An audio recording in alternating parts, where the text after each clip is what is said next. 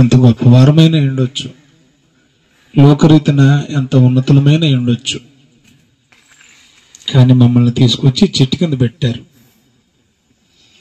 దేవా, ఇక్కడ ఉన్నామంటే అది మీ ప్రణాళికలో ఉన్నట్టే. గనుక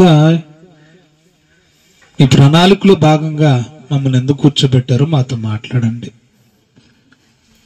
దేవా, మేము ఏ స్థితిలో ఉన్నామో మా స్థితిగతులను మీ వాక్యపు వెలుగులో తెలియచేయండి. మీ చిత్తానికి దూరంగా ఉన్న మమ్మను మీ చిత్తానికి అనుకూలంగా దగ్గరగా రాబట్టండి, అవసరమైతే చెరపట్టండి. ఆ విధముగా మీ సన్నిధాన వర్తనలో సమకూర్చమని బలహీనుని నిదాసుని బలపరిచి మీ ఆత్మ సహాయంతో నింపి నడిపించండి. యేసు నామములో ప్రార్థన అడిగి వేడుకుంటున్నాము తండ్రి, ఆమేన్. ప్రభునందు ప్రియులారా, కూడి వచ్చిన మీ అందరికీ పెద్దలకు, అలాగే ఈ తామరపల్లిలో పరిచర్య చేస్తున్న మా సోదరిమణి చెల్లెమ్మకు, అలాగే అన్నయ్య కరుణాకర్ అన్నయ్య గారికి, వదినమ్మ పిల్లలు, ఈ గ్రామ ప్రజలు నాయకులందరూ కూడా ప్రభు పేరిట నా నిండు వందనాలు తెలియజేస్తున్నాను. నాలో ఎందుకో తెలియని బాధ, తెలియని ఆవేదన. అది నా బాధ నాకు తినటానికి లేక కాదు, నా బాధ నాకు ఉండటానికి లేక కాదు, నా బాధ నా సుఖం కోసం కాదు, నా భోగం కోసం కాదు. నాలోనున్న పరిశుద్ధాత్ముడు ఆ భారాన్ని, ఆ బాధను ఎందుకనో దినదినో రెట్టింపు చేస్తూ ఉన్నాడు. నా బాధ అంతా ఏంటంటే, క్రొత్త నిబంధనకు వచ్చిన తర్వాత, యేసుక్రీస్తు ఈ లోకానికి వచ్చిన తర్వాత, సర్వసత్యం పరిపూర్ణమైన తర్వాత, 66 పుస్తకాలు మన చేతికి ఇచ్చాక పదే పదే పదే పదే మనకు వినబడుతున్న మాట సువార్త. బాగా అర్థం చేసుకోండి. మీకు అర్థమైన సులువైన భాషలో నేను మాట్లాడుతున్నా.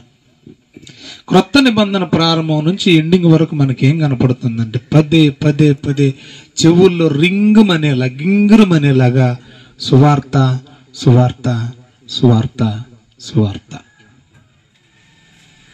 మొట్టమొదటి సువార్త మత్తయి సువార్త అనగానే అది యేసు ప్రభు సువార్త కాదు, మత్తయి గారు అనకూడదు. మత్తయి తెలియచేసిన యేసు ప్రభు సువార్తే. కాబట్టి సువార్త సువార్త సువార్తని మొత్తుకున్నాడు యేసు ప్రభు. మళ్ళీ మళ్ళీ చెబుతున్నాను, జాగ్రత్తగా వినండి. యేసు ప్రభు చివరి దినాలలో 12 మంది శిష్యులను తయారు చేసి వారికి ఇచ్చిన ఏకైక మాట, ఏకైక ఆజ్ఞ ఏదైనా ఉందంటే అది సువార్తే. మీరు సర్వలోకమునకు వెళ్ళి సర్వ సృష్టికి సువార్తను ప్రకటించండి. నమ్మి బాప్తిస్మం పొందినవాడు రక్షించబడతాడు, నమ్మని వానికి శిక్ష విధించబడుతుంది.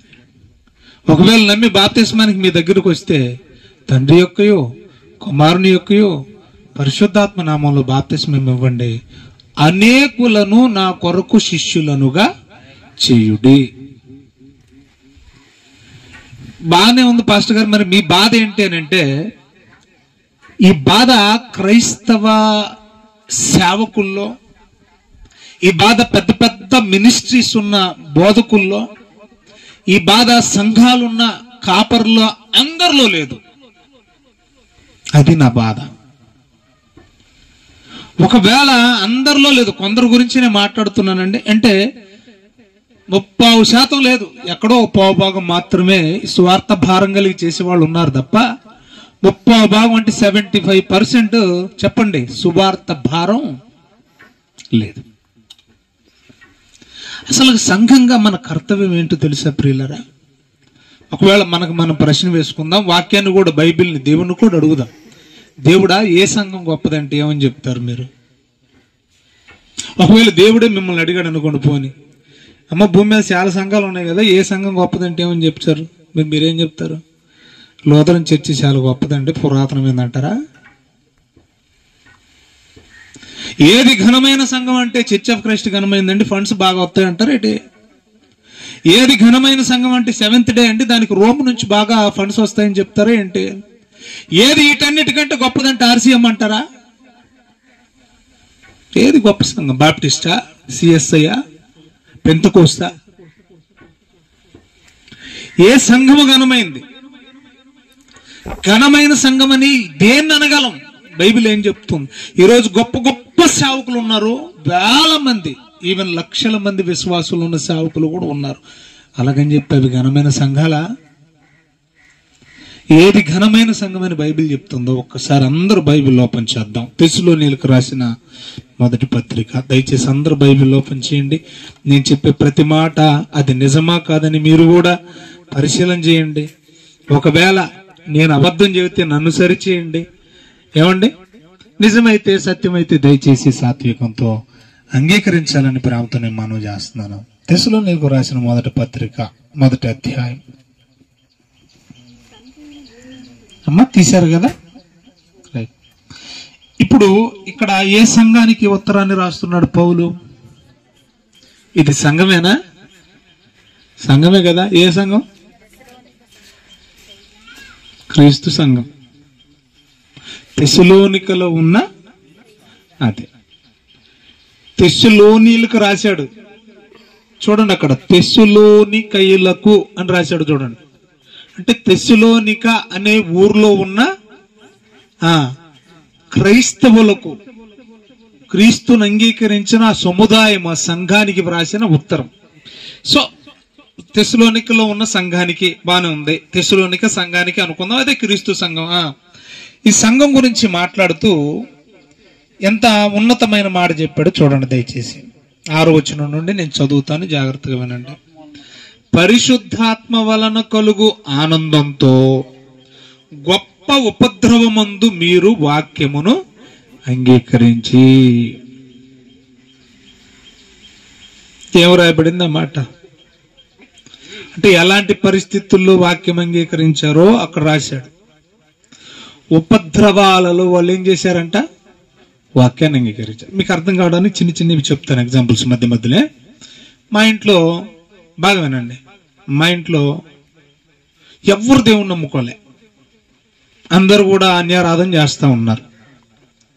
అప్పుడు మా ఇంట్లో, మా కులంలో నేనొక్కనే బైబిల్ పట్టుకొని వెళ్తున్నాను. అలా వెళుతున్నప్పుడు ఊరి జనం నన్ను ఎలా చూస్తారు?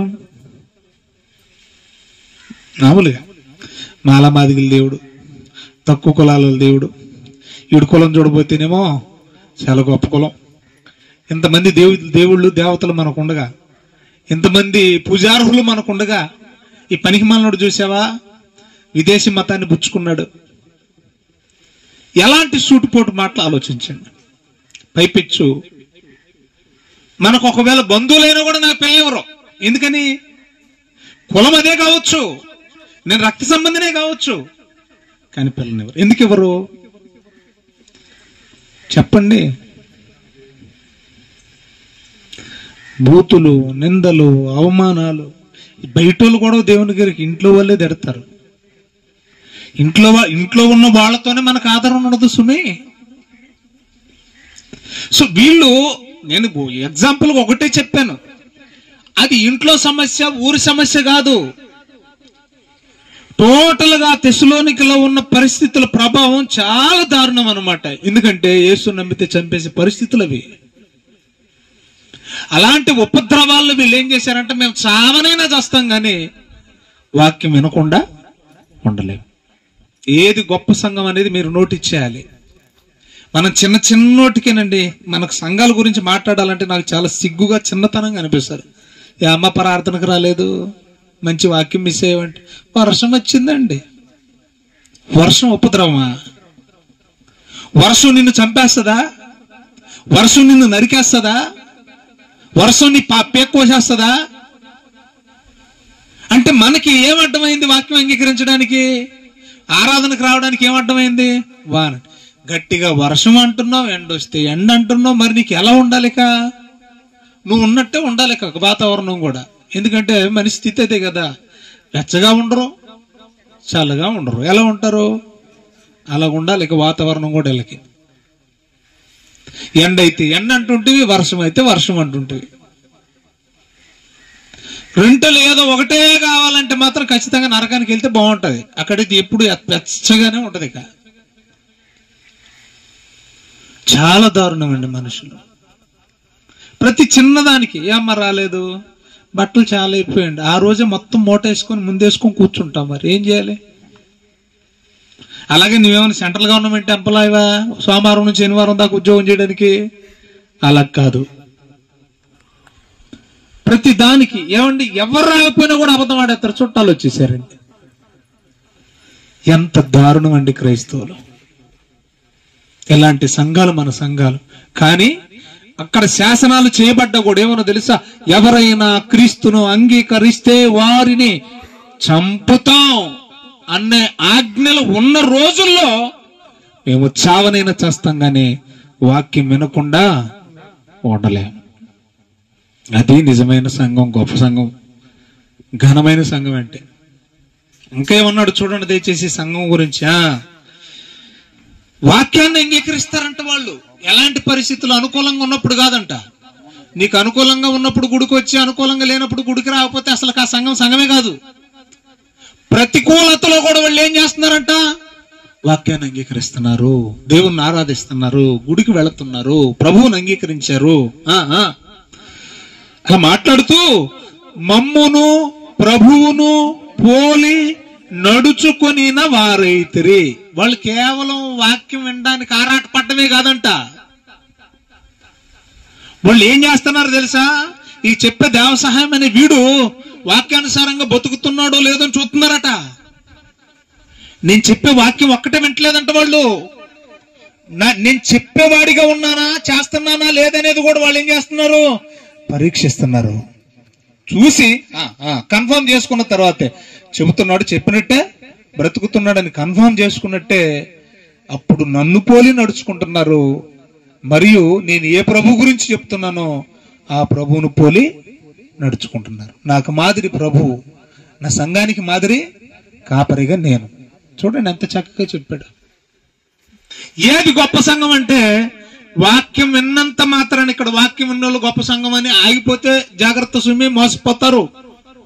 వాక్యం విన్నవాళ్ళు ఆ ప్రకారంగా నడవాలన్నాడు. చూడండి అక్కడ పోలి ఏం చేయాలంట? వాక్య ప్రకారం నడుచుకోవాలి. అంతటితో ఆగిపోతే కుదరదంట. మళ్ళీ ఏం చేయాలట? కొనసాగిద్దాం చూడండి దయచేసి. కాబట్టి మాసిదోనియాలోను అక్కయ్యలోను విశ్వాసులందరికీ ఆగుదాం, ప్రాపర్గా వద్దాం.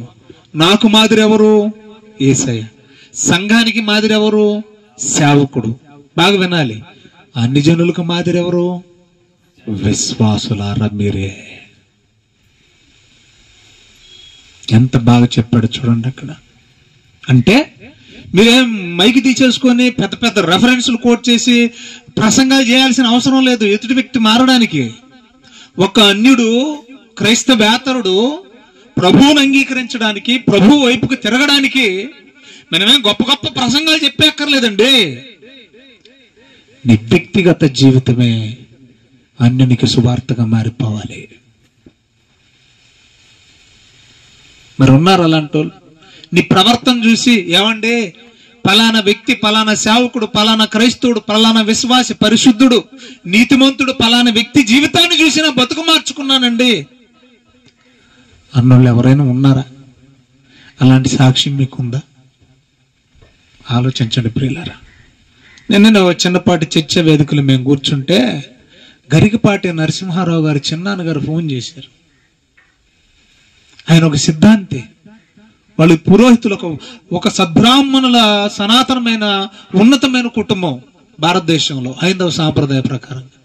ఆయన ఫోన్ చేసి అంటున్నాడు, అయ్యా ఇన్నాళ్ళు నా జీవిత చరిత్రలో మీకులాగా సత్యం కోసం నిలబడ్డోళ్ళు ఎవరు లేరు అని చెప్పేసి విజయప్రసాద్ రెడ్డి గారికి ఫోన్ చేసి ఆయన దాదాపు ఒక 20 నిమిషాల పాటు వాపోతా ఉన్నాడండి. మా హైందవుల్లో ఇలాంటి వక్త ఒక్కడున్నా చాలండి, మా బ్రతుకులు బాగుపడతాయి అని డిచ్కి బాబా గురించి తిడతా ఉన్నాడు. ఆయన కిచిడి బాబు, డిస్కీ బాబు, ఏ బాబు, రాధా మనోహర్ దాస్ గురించి. సో ఎందుకు ఈ మాట చెప్తున్నానంటే మన ప్రవర్తన చూసి ఎదుటి వాళ్ళు ఏం చేయాలి? మారాలి. అందుకన్నాడు చూడండి, మిమ్మును బట్టి ఏమన్నాడు చూడండి. కాబట్టి మాసిదోలియాలోను అక్కయ్యలోను విశ్వాసు. అంటే ఎట్లా, దేని ద్వారా? కంటిన్యూ చేద్దామండి.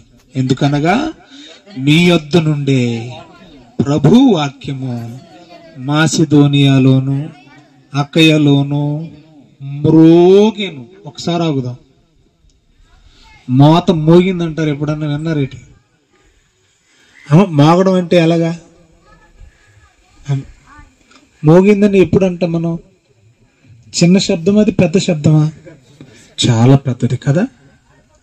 అప్పుడప్పుడు మనం కోపం వస్తే పిల్లల్ని అంటాం, చెయ్యి చాపి వీపు మీద బాధానో వీపు ఏమవుద్దట? విమానం మోత ఎలా ఉంటుంది? ఎప్పుడన్నా విన్నావేటి? దగ్గరుంటే నీ చెవులు వెళ్ళిపోతాయి. అది ఆకాశంలో ఎక్కడో వందల కిలోమీటర్ల పైన వెళ్తుంది కాబట్టి నీకు అన్నట్టు ఉంటుంది. ఎక్కడికి నీకు అక్కడ పోతుంటే ఇక్కడ వినపడుతుంది. అదే దాని దరిదాపుల్లో ఉంటే అస్సలు చెవులు పనిచేయి. అంటే మన మాట అయితే అంటున్నామని కొట్టానంటే వీపు మోత మోగుద్ది అంటున్నాం, కానీ ఆ మోత మనకు తెలియదు మోదేవాడికి. ఇంతకీ డైలాగ్ మాత్రం వేసేస్తాం మనం. రైట్, ఎనీవే, ఏదైతేనేవే మోత అయితే మోగిందంట. ఎవరు మోగించారంటే ఇక్కడ మోత? చెప్పాలి. సంఘము. తెస్సలోనికలో ఉన్న మాదిరికరమైన సంఘం వాళ్ళూరులోనే భజన చేసుకుంటా, వాళ్ళూరులోనే చర్చి కట్టుకొని, వాళ్ళూరులోని వారం పొడవున సోమవారం ఒక ఆరాధన, మంగళవారం స్త్రీల కూడిక, బుధవారం బైబిల్ స్టడీ, శుక్రవారం ఉపాస కూడిక, ఏమండి శనివారం ఆన్లైన్ ప్రేయరు, ఆదివారం ఆరాధన అని చెప్పి వారం పొడవున గుడి చేసుకొని, లేకపోతే బిల్డింగ్ కట్టేసుకొని చర్చిలోనే చేసుకుంటా భజన చేసుకుంటూ కూర్చోవచ్చుగా ఈ సంఘం, ఊరు దాటిపోకుండా. వాళ్ళు అలా చేయలేదంట. మరి ఏం చేశారంట వీళ్ళు?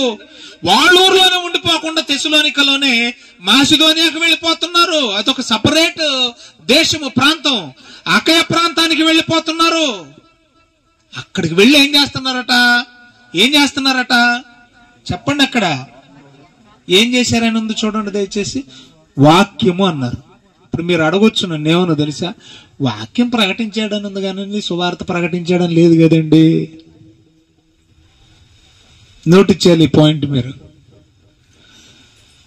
ఊరికి వెళ్ళి వాళ్ళ ఊర్లోనే ఉండిపోకుండా సువార్త ప్రకటించారు అంటున్నారు మీరు. మరి బైబిల్లో వాక్యం అన్నాడు కదండి, సువార్త లేదు కదండి అని అడగొచ్చు మీరు. పేతురు రాసిన మొదటి పత్రిక తీద్దాం, అందరూ బైబిల్ తీద్దాం దయచేసి. బైబిల్లో ఏముందో చూడండి ప్రియులారా. మొదటి అధ్యాయము 24వ వచనం. సర్వ శరీరులు గడ్డిని పోలిన వారు, వారి అందమంతయు గడ్డి పువ్వులే ఉన్నది. గడ్డి ఎండిపోద్ది, దాని పువ్వు కూడా రాలిపోద్ది. అయితే ప్రభు వాక్యము ఎల్లప్పుడూ నిలుచును. ఎల్లప్పుడు నిలిచేది ఏంటంట? ఎందుకు ఇన్నిసార్లు చెప్పాను? ఇప్పుడు నెక్స్ట్ లైన్ చదవండి. మీకు ప్రకటింపబడిన సువార్త ఈ వాక్యమే. రివర్స్ లో చదవండి. ఈ వాక్యమే, అది మ్యాటరు. ఈ వాక్యమే సువార్త. సువార్త అన్నా వాక్యం అన్నా ఒకటే. ఇప్పుడు మరలా వద్దాం, తెస్సలోనిక సంఘం దగ్గరకు వద్దాం. ఏది గొప్ప సంఘం? ఏది ఘనమైన సంఘం? ఎక్కువ జనం ఉండేదా? సూట్లు బూట్లు వేసుకొని ప్రసంగాలు చేసేవాళ్ళదా? పెద్ద పెద్ద బిల్డింగులు ఎకరాల్లో కట్టేసిన వాళ్ళదా? అలాగని మొట్టమొదటిగా ప్రారంభించబడిన పురాతన సంఘాలా? ఏది ఘనమైన సంఘం అంటే బైబిల్ చెప్తుంది చూడండి. వాక్యాన్ని వాళ్ళు ఏం చేస్తున్నారట? అన్ని ప్రాంతాలలో మోత మోగిస్తున్నారట సువార్తని. చదవాలి దయచేసి. అంత మాత్రము అక్కడ మాత్రమే కాకుండా ప్రతి స్థలమందును అన్నాడు చూడండి. వాళ్ళు రానిచ్చినా రానివ్వకపోయినా ప్రతి స్థలాన్ని టచ్ చేయవలసిన బాధ్యత మంది. ప్రతి స్థలమందును దేవుని ఎడల ఉన్న మీ విశ్వాసము. సువార్త ద్వారా ఏం చేయాలంటే మన విశ్వాసాన్ని వెల్లడపరచాలి. మన విశ్వాసం ఏంటి? మనందరి విశ్వాసం ఏంటి? నా యేసు నా పాపాల నిమిత్తం చెప్పండి మరణించాడు, సమాధి చేయబడ్డాడు, పునరుద్ధానుడై తిరిగి లేచాడు. అది నమ్మితే చెప్పండి ఆ పవిత్ర రక్తంలో మా పాపాలు కూడా కడిగి రేపొద్దుని మేం చేస్తే రెండో రాకళ్ళు ఆయన వచ్చినప్పుడు ఆయన పునరుద్ధానుడై తిరిగి లేచినట్లే ఆయన యందు విశ్వాసం ఉంచిన వాడు కూడా ఏం చేస్తాడు? తిరిగి లేపుతాడు, ఆయన ఉన్న లోకానికి తీసుకెళ్ళిపోతాడు. ఇది సువార్త. వాళ్ళు ఏం చేస్తున్నారట? సువార్తను చెబుతా చెబుతా చెబుతా వెల్లడి చేస్తా ఉన్నారు. సాయంత్రం మాట్లాడుకుందాం. నేను ఈ రోజుల్లో సువార్తను వెల్లడి చేయడం అనేది చాలా తక్కువైపోయింది. వెల్లడి చేయడం పాపులారిటీ. సువార్తకు పాపులారిటీ లేదు. నా చిన్నతనంలో ఉండేవి సువార్త, రక్షణ సభలు అనేటువంటి పెద్ద పెద్ద టైటిల్స్ ఉండేవండి. కానీ ఇప్పుడు ఎలాగ పబ్లిసిటీ, పాపులారిటీ ఏది వెల్లడవుతుందో తెలుసా? స్పీకర్ది పెద్ద ఫోటో ఉంటుంది ఫ్లెక్సీలో, అయ్యగారిది పెద్ద పేరు ఉంటుంది ఫ్లెక్సీలో, ఎక్కడో టైటిల్ మాత్రం చిన్నగా ఉంటది. పబ్లిసిటీ దేనికి ఎక్కువైపోతుంది? సువార్తకు లేదు. చదవండి దయచేసి. ప్రతి స్థలమందును దేవుని ఎడల మీకున్న విశ్వాసం వెల్లడవుతుంది గనుక ఇంక మేము మీ గురించి మాట్లాడడానికి తగం. మీ గురించి అసలు మేము మాట్లాడవలసిన అవసరం లేదు, చాలండి.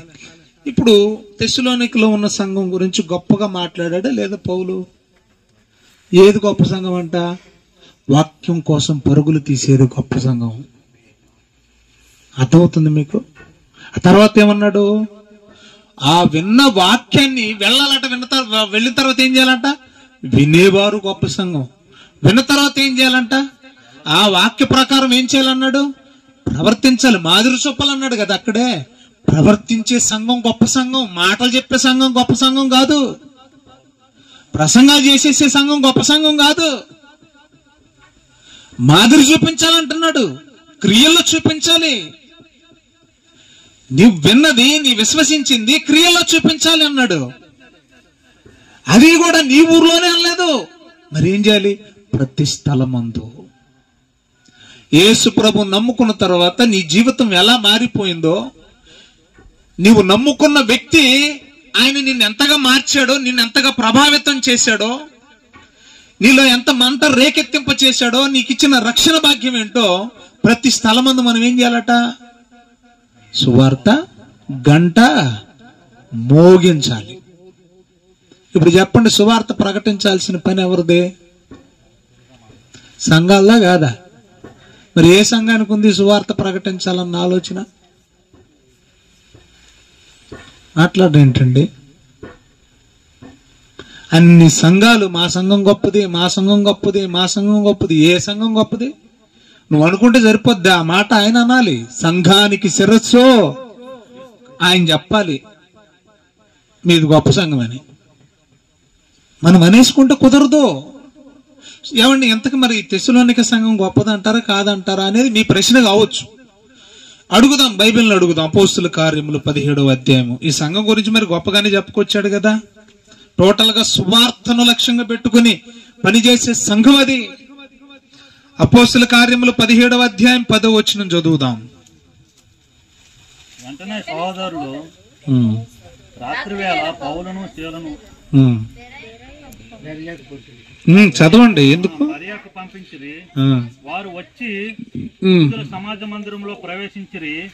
వీరు దశలోనికి ఉన్న వారి కంటే గనులై ఉండిరి కనుక ఆసక్తితో వాక్యమును అంగీకరించి పౌలును శీలయును చెప్పిన సంగతులు అలా ఉన్నవో లేవో అని ప్రతి దినమును లేఖనములు పరిశోధించు వచ్చరి. చాలా. ఇక్కడ మనం ఇంతవరకు ఏ ఊరు గురించి, ఏ సంఘం గురించి మాట్లాడుకున్నాం? ఆ పదం ఇక్కడ ఎక్కడన్నా టచ్ అయింది నేను చూడండి. ఇప్పుడు మీరు చదివిన దాంట్లో వీరు దశలోనికలో ఉన్న వారి కంటే ఉందని చూడండి ఒకసారి. నేను చెప్పినందుకు చూడండి. ఏంటంట? వీరంటే ఎవరు? బెరియా ఉన్నోళ్ళు. బెరియా అనే ఊర్లో ఉన్నోళ్ళు. బెరియా అనేది ఊరి పేరు. అది వీరు అంటే బెరియాలో ఉన్న వారి కంటే కూడా బెరియాలో చదవండి దయచేసి. తెస్సలోనికలో ఉన్న వారికంటే కూడా గనులై ఉండురు కనుక బెరియాలో ఉన్న వాళ్ళు ఏమంటున్నాడు? బాగా నోటిచ్చేయాలి, కంటే గనులు. బాగా నోటిచ్చేయండి ఆ పదాన్ని. తెస్సలోనికలో ఉన్న వారి కంటే బెరియాలో ఉన్నవారు గనులు. బాగా మళ్ళీ మళ్ళీ చెప్తున్నాను, వారి కంటే. అంటే ఇప్పుడు మళ్ళీ అన్నమాట, పాస్టర్ కరుణాకర్ గారు నాకంటే గొప్పవాడు అంటే ఇప్పుడు నేను గొప్పని కాదనా? బాగా నోటిచ్చేయాలి మాట. కరుణాకర్ పాస్టర్ గారు నాకంటే గొప్పవాడు. ఇప్పుడు ఆయన నాకంటే గొప్పవాడు అని నేను అన్నప్పుడు అంటే నేను గొప్పవాడిని కాదనా? బాగా ఆలోచించండి మాట. నేను గొప్పవాడినే కానీ, చెప్పండి, నేను గొప్పవాడినే కానీ ఈయన ఇంకా నాకంటే ఇంకా గొప్పవాడు. ఇప్పుడు దాన్ని నోటిచ్చేయాలి. ఇప్పుడు మీరు ఏమన్నాడు? బెరియాలో ఉన్న వారు, చెప్పండి, తెస్సలోనికలో ఉన్న వారి కంటే అంటే అంటే ఇప్పుడు ఈ బెరియా ప్రజలు వారి కంటే గనులు అన్నాడంటే మరి తెస్సలోనికలో ఎవరు ఏమై ఉన్నారు? అర్థమైందమ్మా నా భాష మీకు? తెస్సలోనిక సంఘస్థులు గనులు, వారి కంటే గనులు. చెప్పండి, ఇప్పుడే చదువుకున్నాం మనం. ఇప్పుడు బైబిల్ ఏమని చెబుతుంది? తెస్సలోనిక సంఘాన్ని ఘనమైన సంఘం, గొప్ప సంఘం అని చెప్తుందా లేదా? మాట్లాడండి. ఎందుకు గొప్పలు అయ్యారు వాళ్ళు? ఇది ఎందుకు గొప్ప సంఘం అయింది? ఏసీ పెట్టించారా ఆ చర్చికి? ఏమన్నా ఆ చర్చిలో ఏమన్నా ఏసీలు ఉన్నాయి? మరి ఎందుకు గొప్ప సంఘం అయిందండి ఇది? సువార్త లేని సంఘం దేవుని దృష్టిలో గొప్పది అప్పటికి కాదు. ఒక సంఘాన్ని దేవుడిది ఘనమైన సంఘం అని ఎంచాలంటే ఆ సంఘంలో ముగ్గురే ఉండొచ్చు, ఆ సంఘంలో ఇద్దరే ఉండొచ్చు. సంఖ్యను బట్టి దేవుడు ఘనమైనదని ఎంచడు దేవుడు. ఇద్దరు బయటికి వెళ్ళి సువార్త చెప్పే వాళ్ళే ఉండాలి. ఆ ఇద్దరు తమ ప్రవర్తనతో ఇతరులకు మాదిరితనాన్ని చూపించే వాళ్ళే ఉండాలి. ఆ ఇద్దరు దేవుని వాక్యం పట్ల ఆసక్తి కలిగిన వాళ్ళే ఉండాలి. ఆ ఇద్దరు కేవలం ప్రకటించేవారే ఉండకూడదు, ప్రకటించే దానితో పాటు ప్రవర్తించేవారై ఉండాలి. ఇద్దరున్నా కూడా సంఘాన్ని దేవుడు ఏమంటాడు తెలుసా? అది ఘనమైన సంఘం. సువార్త ఆసక్తి లేకుండా, సువార్త పని పట్ల భారం లేకుండా, ఏమంటే ఒకవేళ సంఘాన్ని కట్టుకొని అక్కడే కూర్చొని ఆరాధన చేసుకుంటా గడిపేసి చస్తే పరలోకం వచ్చే పని అయితే అపోస్తులు ఎందుకండి ఊరూరు తిరగాలి జోలి కట్టుకొని? అపోస్తులు ఎందుకు వాడవాడ తిరగాలి? అపోస్తులు ఎందుకు ఖండాలు తిరుగుకుంటా పోవాలి? ఒక మాటలో చెప్పిన ఖండాలు తిరుగుతూ ఖండ తెగేంత వరకు కూడా స్వార్థ చేశారు. వాళ్ళు రంపాలతో కోయబడ్డారు, సొరంగాల్లో జ్వరబడ్డారు, నాన్న యాగి యాతన. చర్చి కట్టుకుని ఆ గుళ్ళోని కూర్చొని ఆ ఊరు వదిలిపెట్టకుండా అక్కడే ఉంటాడు, బాధే ఉంటది. అలా లేరు అపోస్తులు. మరి ఏం చేశారంట వాళ్ళు? దేశాలు ఖండాలు దాటుకుంటూ వెళ్ళిపోయారు. థామస్ గారు మన ప్రాంతానికి రాకపోతే మనకు సువార్త అందేదా? ఒకనాడు అనుమానించినోడే కావచ్చు, కానీ తర్వాత రియలైజ్ అయ్యాడు, తెలుసుకున్నాడు సత్యాన్ని. కోయంబత్తూరు వచ్చాడు. మన ఈ సదరన్ ఇండియాకి సువార్తను తీసుకొచ్చిన వ్యక్తిని చరిత్రకారులు చెబుతుంటే మనం వింటా ఉన్నాం. థామస్ అంటున్నాం కదా ఇంగ్లీష్లో, తోమా. మరి ఆయన యేసు ప్రభు ద్వారా రక్షణలోకి వచ్చిన వాడు, శిష్యుల్లో ఒకటిగా ఎంచబడిన వాడు, అపోస్తుల్లో ఒకటిగా ఎంచబడిన వాడు. ఆయన కూడా అక్కడెక్కడైనా ఒక ఊర్లో యెరూషలేము పరిసర ప్రాంతాల్లో ఏదైనా సంఘాన్ని కట్టుకొని అక్కడే ఉండిపోతే ఈ రోజు మనకు రక్షణ అందేదా? ఆలోచించండి ప్రియులారా. కాబట్టి దేవుని దృష్టిలో ఘనమైన సంఘం, గొప్ప సంఘం ఏదైనా ఉంది అని అంటే అది సువార్త ప్రకటించే సంఘమే దేవుని దృష్టిలో గొప్పదే. దానికి పెద్ద పీట వేశాడు దేవుడు. ఎందుకంటే సువార్తలో ఉన్న పవర్ ఏంటనేది రక్షించబడ్డోడికి తెలుస్తుందండి.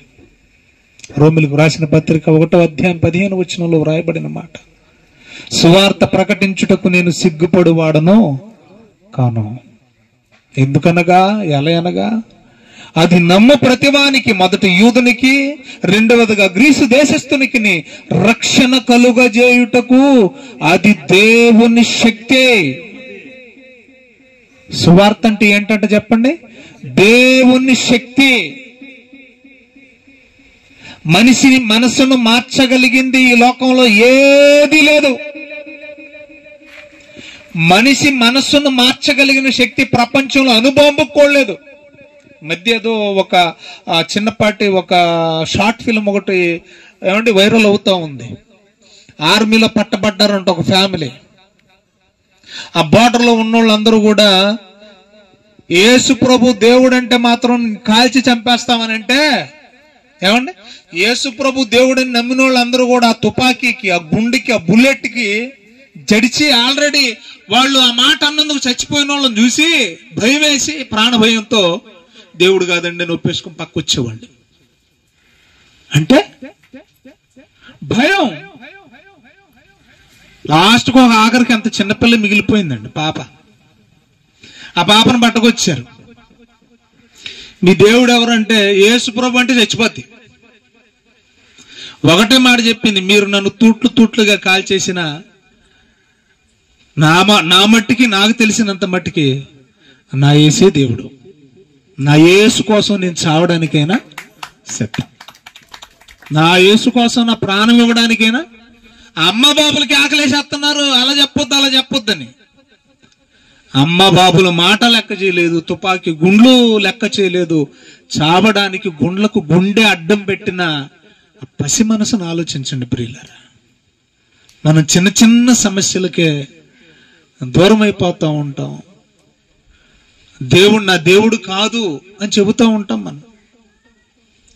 మన బ్రతుకుల్లో మన క్రియలతోనే చెప్తూ ఉంటాం. మనం పేరు క్రైస్తవులం, ఈ క్రియలు చూస్తే కామన్నట్టుంటాయి. క్రైస్తవులము కాము అన్నట్టుంటాయి. పేరుకు మనం ఎవరమే? క్రైస్తవులమే. నేను అన్నమాట కాదు. తీతుకు రాసిన పత్రిక 1వ అధ్యాయం, తీతుకు రాసిన పత్రిక 1వ అధ్యాయం అపోస్తలుడైన పౌలు గారు ఏమంటున్నారో చూడండి దయచేసి.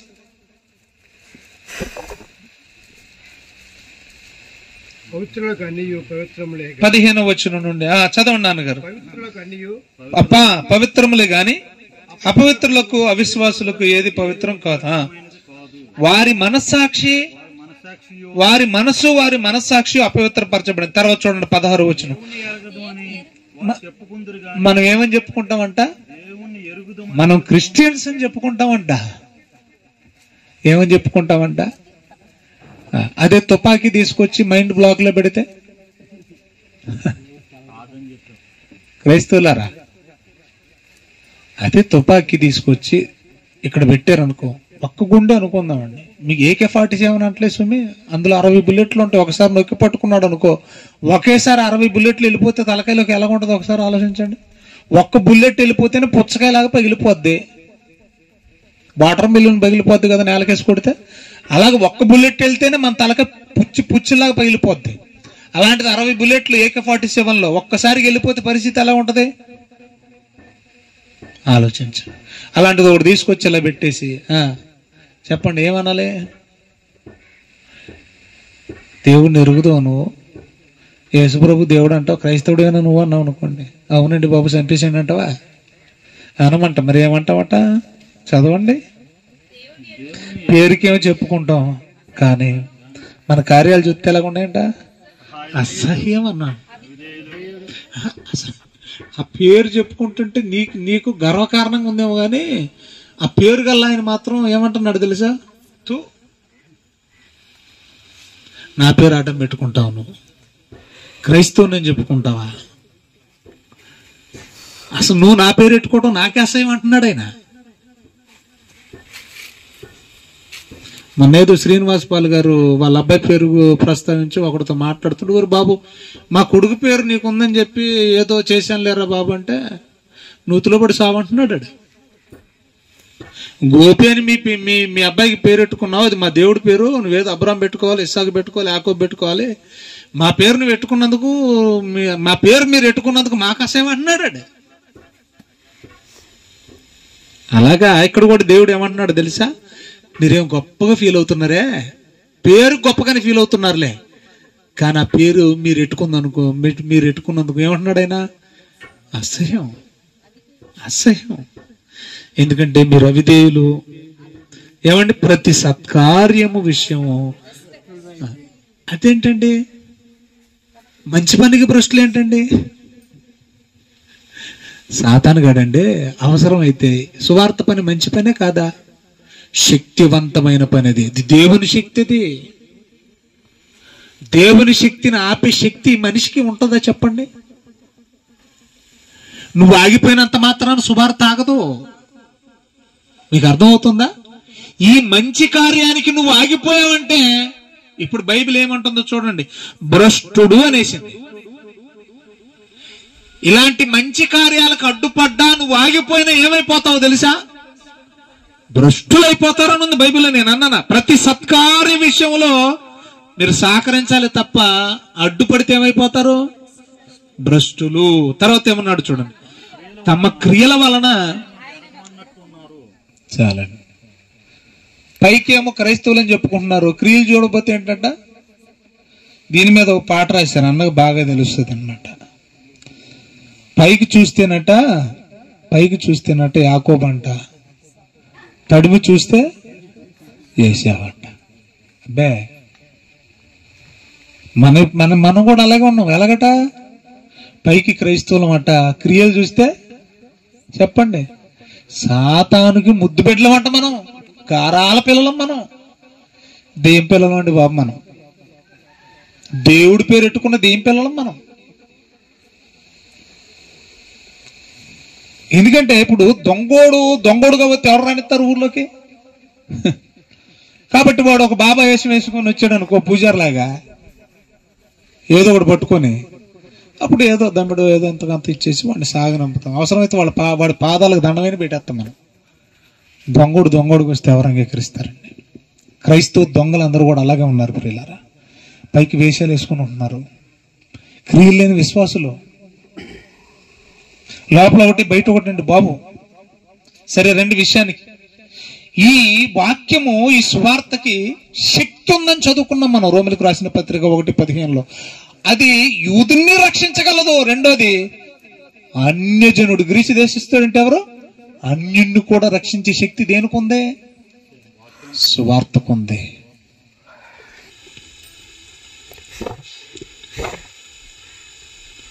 పాలుగారు, మీరు ఎంతమంది రక్షించారండి?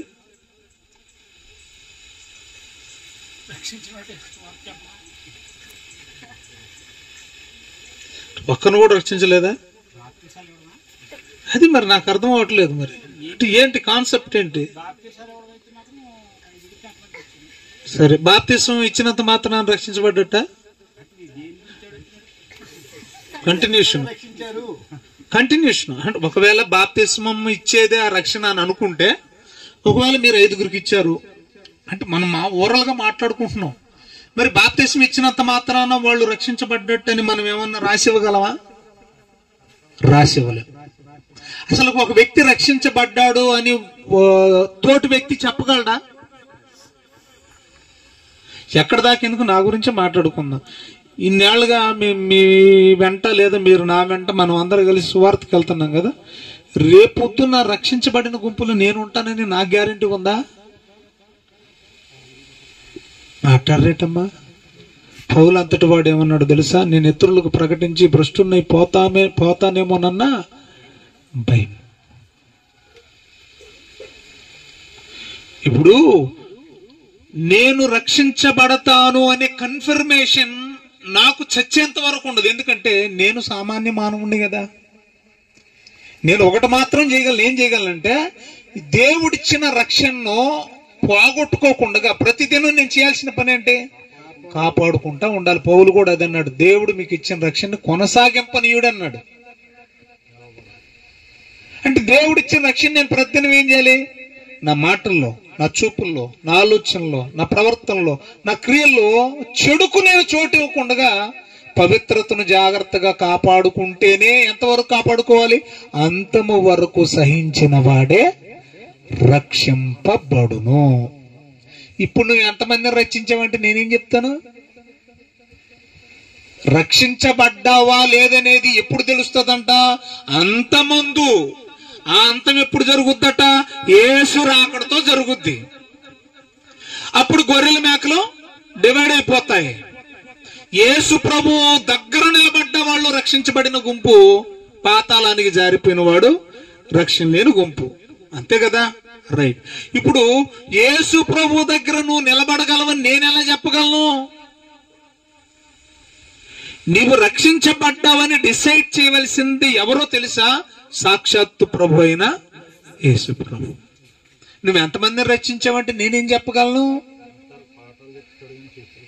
మీకు అర్థం అవుతుందండి నా భాష? నేనేం చేయగలనంటే మీకు సత్యవాక్యం చెప్పి మీరు వెళ్లే మార్గం సరైనది కానప్పుడు, అది మంచిది కాదమ్మా, ఇది సత్య మార్గం, ఇది సన్మార్గం, ఈ మార్గం గుండా వెళితే మీరు పరలోకానికి వెళతారు, ఈ విధంగా మీరు బ్రతికితే మీ ఆత్మను మీరు రక్షించుకుంటారని దారి చూపించగలను. గాని చెప్పండి, ఆ దారిన నిన్ను చెవు పట్టుకొని బలవంతంగా నేను నడిపించా లేను. నడవాలా లేదనేది నీ మీద డిపెండ్ అయి ఉంటది. నడిస్తే రక్షణ ఇవ్వాలా, నడవపోతే రక్షణ ఇవ్వకూడదా అని తీర్మానం చేసేది మన చేతుల్లో లేదు, దేవుని చేతుల్లో. అంతము వరకు సహించిన వాడే రక్షించబడతాడు. మరి ఆ సహనం మనకుందా? చిన్న చిన్న వాటికి దెబ్బలాటలు, చిన్న చిన్న వాటికి మనస్పర్ధలు, చిన్న చిన్న వాటికి గొడవలు, చిన్న చిన్న వాటికి అలగటాలు, చిన్న చిన్న వాటికి గుడిమానేటాలు, చిన్న చిన్న వాటికి సేవకాటంకాలు, చిన్న చిన్న వాటికి ఎక్కడుందండి మనకు సహనం? ఎక్కడుందండి మనకు ఓర్పు? క్రైస్తవులు జాడ్యం ఏంటో తెలుసా? బయటోడంటే అన్నాడు అనుకోవచ్చు కానీ, ఇదిగో ఏమండి మీరు ఏమన్నా అనుకోండి కానీ, ఏంటి నెక్స్ట్ డైలాగ్? మీ ఇంటికి మా ఇల్లు ఎంత దూరం, మా ఇంటికి మీ ఇల్లు కూడా. చెప్పండి, ఎప్పుడన్నా విన్నారు ఈ డైలాగు? మీ ఇంటికి మా ఇల్లు ఎంత దూరమో, మా ఇంటికి చెప్పండి మీ ఇల్లు కూడా ఎంత దూరం. నువ్వు మాట్లాడకపోతే నేను మాట్లాడను, నువ్వు వస్తే నేను వస్తాను, నువ్వు రాకపోతే నేను రాను. ఇది క్రైస్తవ లక్షణమా? ఇది క్రైస్తవ లక్షణమా? చెప్పండి. నీళ్ళు తగ్గింపేది, నీలో ఓర్పేది, నీలో సహనం ఏది? ప్రియులారా, ఒక ఆత్మని రక్షణలోనికి నడిపించగలం గాని అతను రక్షించబడ్డాడని మనమైతే దృఢపరిచి సర్టిఫికేటు ఇవ్వలేం. అది ఎప్పుడు జరుగుద్దంటే రెండో రాకల్లో జరుగుద్ది. ఇప్పుడు నన్ను చూసి కూడా మీరు మోసపోయారు సుమా. నేను చెప్తున్నాను, బోల్డ్గా చెప్తున్నాను, ధైర్యంగా చెప్తున్నాను. ఎందుకంటే ఇప్పటివరకు బాగానే ఉన్నా, రేపు పొద్దున్నే చెడిపోతాననే గ్యారంటీ, చెడిపోకుండా ఉంటాననే గ్యారంటీ ఏముంది? మీకు అర్థమవుతుందా నా భాష? ఇప్పటి వరకు బాగున్నానండి అన్నయ్యగా, చక్కగానే ఉన్నాను సేవలో. రేపు పొద్దున్నే నేను పాడైపోతాను, చెడిపోతాను, నా ఆలోచన చెడిపోద్ది, నేను లోకంలో కలిసిపోతాను లేదో మీరు ఎలా చెప్పగలరు? నేనే చెప్పలేను. ఉడుకు రక్తం మీద ఏమండి క్షణికమైన ఆవేశంతో తొందరపాటు నిర్ణయాలు తీసేసుకొని స్టార్టింగ్ లో డప్పులు కొట్టిన వాళ్ళు ఉండొచ్చు. అబ్బా మా అన్నయ్య వాక్యం అదిరిపోయింది, కుదిరిపోయింది, దంచేశాడు, మింగేశాడు, లాగేశాడు, కుక్కేశాడు. నా గురించి చెప్తున్నా, ఎవరి గురించి ఎందుకు? నేను ఇప్పుడు బాగున్నారు, పొద్దున్న చెడిపోవడానికి గ్యారెంటీ ఏముంది? అయితే నా బాధ్యత మీద ఆధారపడి ఉంటుంది. నేను చెడిపోవాలన్నా బాగుపడాలన్నా అది నా ఆలోచన మీద, దేవుని భయం మీద, నా వ్యక్తిగతమైన పర్సనల్ ఇంపాక్ట్ ప్రభావం మీద అది ఆధారపడి ఉంటుంది. కాబట్టి నిన్ను రక్షించేది సువార్త. ఆ సువార్త ప్రకారంగా నువ్వు అంతము వరకు కడవరకు బ్రతికితే సువార్త ప్రకారంగా రక్షించబడతావు. బ్రతకపోతే శిక్షించబడతావు. కాబట్టి మనం చేయవలసిన పని ఒకటే, విత్తనం వేసి వెళ్ళిపోవడమే, విత్తనాలు చల్లకుండా వెళ్ళిపోవడమే. నువ్వు వాడి దగ్గర కూర్చొని బయటికి రా రాదు. విత్తనం వేసి విత్తనమో వేరే విత్తనమో అక్కడ కూర్చొని నువ్వు చిన్నప్పుడు ఏదో బొల్లెమ్మో ఏదో ఏదో ఒక పాట ఉండేది, రామ బొల్లెమ్మ రామ బొల్లెమ్మ అని కొడుతూ ఉంటారు. చిన్న నీలాగా ఉంటది, దాంట్లో ఒక పురుగు ఉంటది, పక్కన రాయి తీసి కొడతా పాట పాడుతూ ఉంటే జాయిగా బయటకు వస్తుంది అనమాట. మీరు ఎప్పుడైనా చేశారు ఇది? నేను చేసేవాళ్ళం అలా. మేకలకి గేదెలకి వెళ్ళి కాయడానికి గేదెలు కాయడానికి ఊరకుండాక ఇసుకులా ఉంటది అనమాట, చిన్న గొయ్యి, దాంట్లో పురుగు ఉంటుంది. మీరు ఎప్పుడన్నా చూడండి. దాన్ని పక్కన ఇలా కొడతారు, అమ్మ బొల్లెమ్మ రామ్మ బొల్లెమ్మ అని పాడుతుంటే జాయి వచ్చేస్తారు బయటకి. వీళ్ళ భాషలో అనేవాడు. అలా మీరు అక్కడ కూర్చొని విత్తనం వేసేసి రాసంత మొలక వచ్చుదా, నీ పని వేసుకోవడం అనేది మొలకెత్తాలా వద్దనా ఎవరి పని అది? అలాగే రక్షణ సువార్త ప్రకటించడం నీ పని, రక్షించాలా వద్దనేది దేవుని పని, రక్షణ పొందాలా వద్దనేది వినేవాడి పని. నీకు అర్థమవుతుంది నా భాష? అతనిని దేవుడు దర్శించాలి అని అనుకుంటే, దేవుడే కనుక ఖచ్చితంగా దర్శిస్తే ఖచ్చితంగా వ్యక్తి రక్షించబడతాడు. దేవుడు అతన్ని దర్శించినా కూడా అంగీకరించే మనసు అతనికి లేకపోతే దేవుడు కూడా ఎందుకంటే దేవుడు రక్షించాలని దర్శించాడు, కానీ వాడు తృణీకరిస్తే బలవంతంగా దేవుడు నిన్ను రక్షణలోనికి తీసుకున్నాడు. నిన్ను కన్విన్స్ చేయడానికి పరిశుద్ధాత్ముడు చూస్తాడు. నువ్వు కనెక్ట్ అవ్వకపోతే దానికి ఆయన కూడా ఏమి చేయలేడు. ప్రతి వ్యక్తికి దేవుడు ఏం చేస్తాడు తెలుసా? స్వతంత్రం ఇచ్చాడు. ప్రతి వ్యక్తికి కూడా ఎన్నుకునే చాయిస్ ఇచ్చాడు. ప్రతి వ్యక్తికి కూడా రక్షించబడడానికి ద్వారాలు తెచ్చాడు. ఇన్ని అవకాశాలు ఉన్నా కూడా, ఇప్పుడు మీకు అర్థం కావడానికి ఒక బాధ చెప్తానండి. మీరు ఒక జాబ్ పట్టడానికి అన్ని విధాలుగా మీకు అర్హతలు ఉన్నాయి. అన్ని విధాలుగా ప్రభుత్వం వాళ్ళు కూడా ఏం చేశారు? ద్వారాలు తెరిచారు, నోటిఫికేషన్ ఇచ్చారు, రిజర్వేషన్ ఇచ్చారు. అన్ని ఇచ్చిన తర్వాత కూడా ఆ జాబ్ కోసం ప్రయత్నమే చేయకపోతే ఎవరి మీద వేస్తావా? నాకు గవర్నమెంట్ ఉద్యోగం ఇస్తలేదండి, అసలు నువ్వు అప్లికేషన్ పెట్టలేదు, ఉద్యోగం ఇస్తారు. అలాగా దేవుడు నన్ను రక్షించలేదని, దేవుడు నన్ను రక్షించలేదని అన్నాడు. పొద్దున్న ఎవడైనా కూడా అక్కడ వచ్చి క్రీస్తు న్యాయపీఠం ఎదుట, నీ ఊరికి వ్యవసాయంగా టీమును పంపలేదా, రక్షించలేదా అంటే, నేను రక్షించకుండా ఉండాలని నేను టీవీ పంపించాను. గొంతు చించుకొని వీధుల్లో పాట పాడుకుంటూ సువార్త ప్రకటిస్తూ ప్రార్థనలు చేస్తూ వచ్చారే. ఆ రోజు అక్కడికి వెళ్ళా విన్నాను లేదండి, ఏదో పోతగాత విన్నాను, పన్నుడు త్వరగా వెళ్తా.